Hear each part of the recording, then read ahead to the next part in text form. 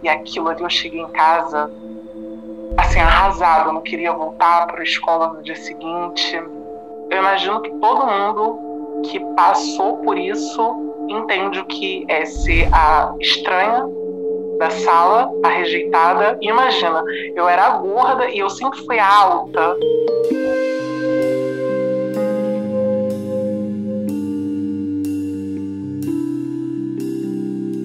Você já sofreu bullying na época da escola? A Nayana hoje é uma mulher adulta, mas as coisas que ela passou na infância, principalmente na adolescência, até hoje tem efeitos na vida dela.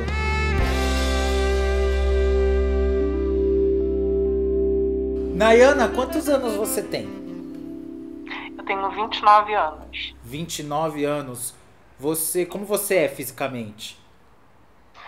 Olha, eu sou preta e sou gorda. Preta e gorda, sempre foi? Sempre fui. Assim, eu tive fases onde eu emagreci um pouco, sempre por conta própria, fazendo muitas loucuras. Eu já tive problema com anorexia, bulimia, então eu tive bem abaixo do meu peso, não enxergava assim, mas eu sempre voltava a engordar, sempre aquele negócio de voltar a engordar o dobro, o triplo, e sempre fui gorda. E como que era isso na sua época de escola? Um pesadelo. Eu imagino que todo mundo que passou por isso entende o que é ser a estranha da sala, a rejeitada. E imagina, eu era a gorda e eu sempre fui a alta, sabe? Aquela pessoa alta da turma. Sempre tem uma mais alta e eu era ela.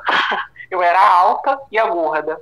E é esquisita, completamente. Eu não conseguia me enturmar com as crianças.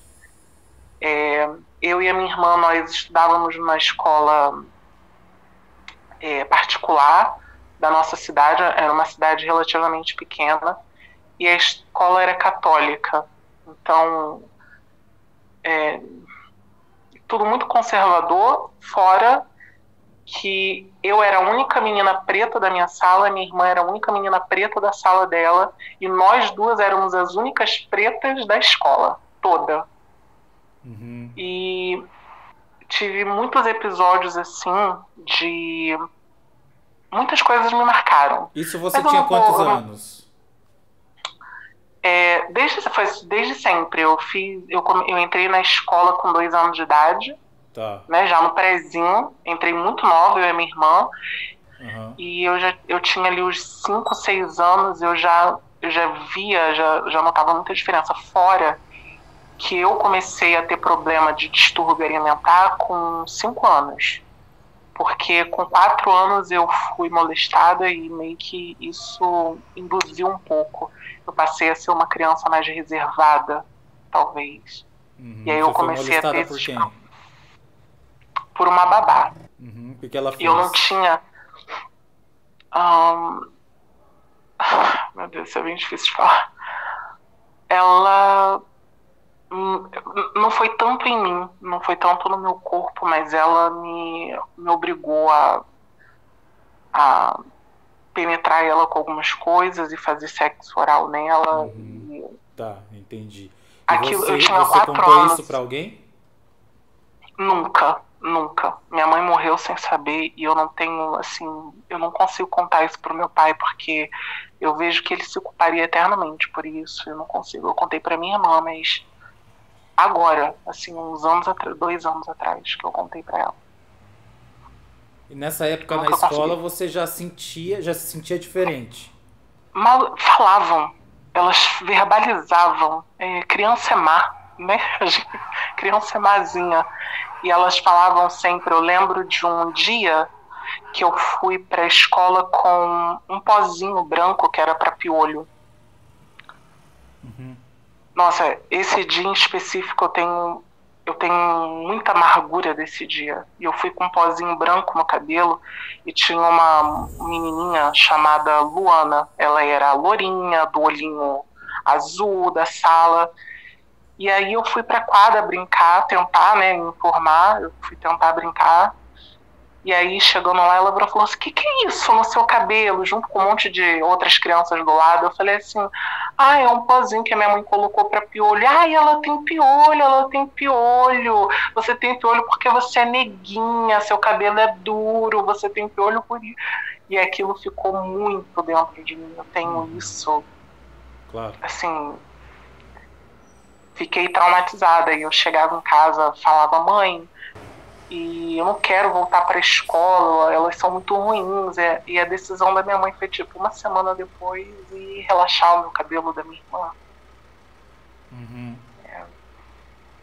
Aquilo ali foi, assim, foi a primeira expressão racista que eu tive, misturada com o fato de também ser gorda. Uma vez eu fui brincar de capoeira, teve um evento na escola onde chegaram os mestres de capoeira para ensinar as crianças a brincarem.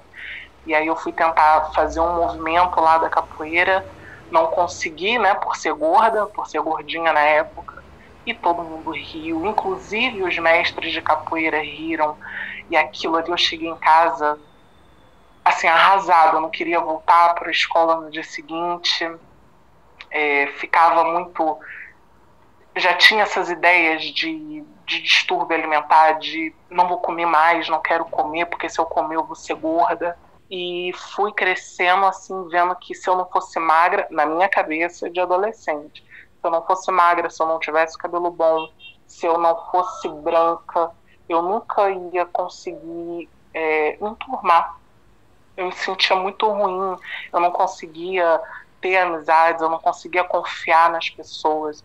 Era um pouco de paranoia também, eu achava que as pessoas estavam sendo gentis comigo pela frente e por trás falavam mal de mim, sabe? Quando eu tinha 12 anos, eu parei de andar com pessoas porque eu andava com um rapaz. Ele virou para um outro colega meu e falou assim, a Nayana é muito feia, né? A Nayana, ela é gorda, ela é grande, ela parece um gorila. E os dois riram. E eu tava escutando. Uhum. Eu O que você fiquei sentiu na hora que ele falou isso? Me gelou. Da planta dos pés até a cabeça. Me gelei toda. Porque eu pensei assim, eu me vejo no espelho, eu vejo... Desculpa. Eu vejo exatamente isso que ele tá falando. E é muito difícil eu me aceitar. Eu vou em terapeutas, psicólogos, e eles falam de aceitação, que eu preciso me amar. Mas quando eu ouço pessoas falarem aquilo que, para mim, é uma constatação, eu não posso sair do meu corpo, eu não posso ser outra pessoa, eu não posso renascer. Eu sou isso, eu sou assim. Esses dois, eles falaram, riram e viraram as costas. Eles estavam indo pro ônibus, que a gente pegava o ônibus, eles não me viram atrás, porque ia um monte de criança junto pegar o ônibus, né? Uhum. E aí, quando eles viraram, que eles me viram, eu acho que eles ficaram surpresos, assim.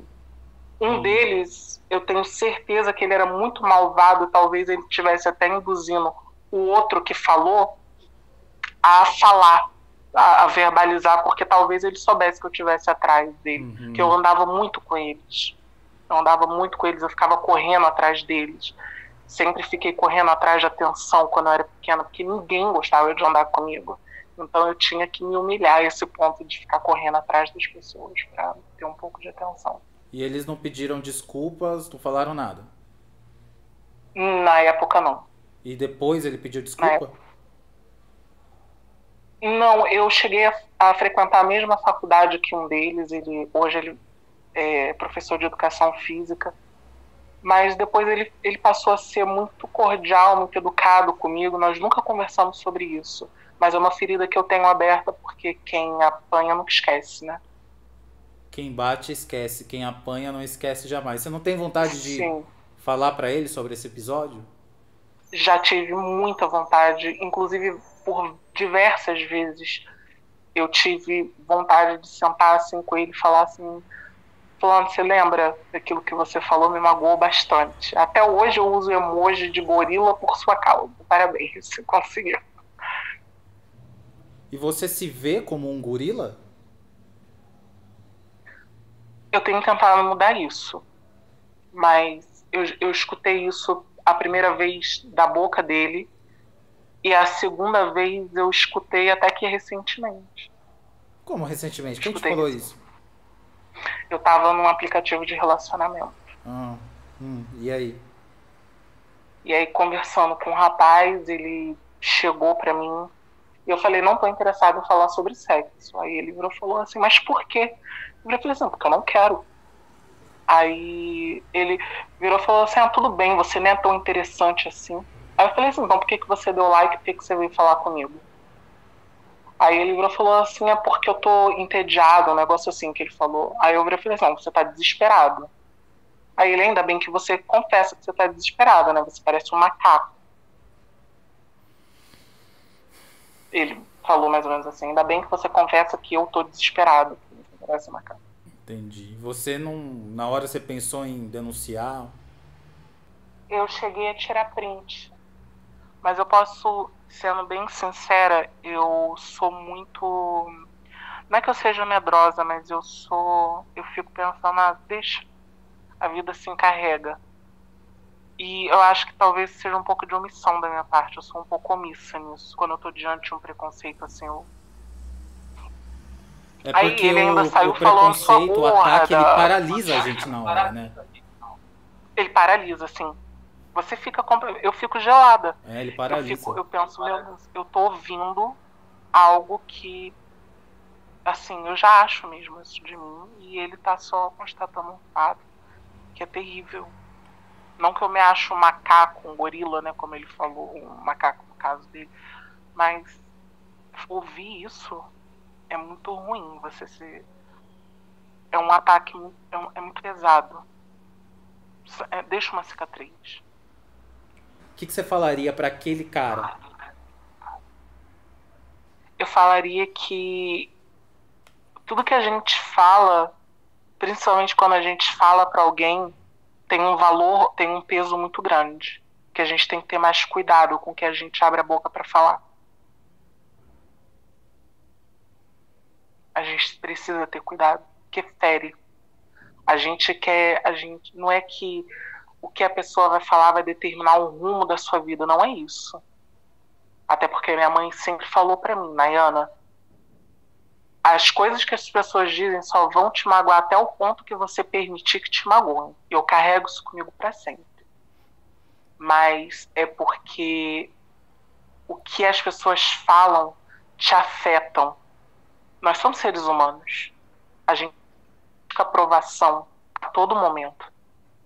E quando uma pessoa fala para você algo assim tão forte, principalmente sobre a sua aparência física, sobre o seu jeito, sobre a forma como você nasceu, sobre algo que não dá para você mudar, isso magoa muito. Isso magoa muito. Isso me fez acreditar numa coisa que talvez não é verdade. Eu já sentei na frente de tantos profissionais que me falaram, não, você não é assim. Isso não é verdade. Você não é assim, você tem um sorriso bonito, você é uma pessoa legal, não se veja dessa forma. Mas eu não consigo tirar isso da minha cabeça.